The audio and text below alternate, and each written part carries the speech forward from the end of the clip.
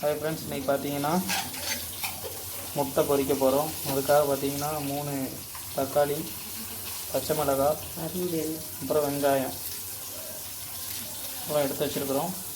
வாங்க ஃப்ரெண்ட்ஸ், இன்றைக்கி முட்டை ஃப்ரை எப்படி பண்ணலாங்கிறத பண்ணுவோம்.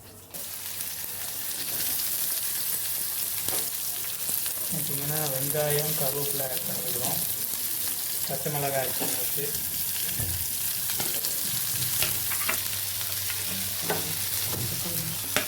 தக்காளி ஆட் பண்ணுறோம். 1 ஸ்பூன் உப்பு ஆட் பண்ணிக்கிறோம்.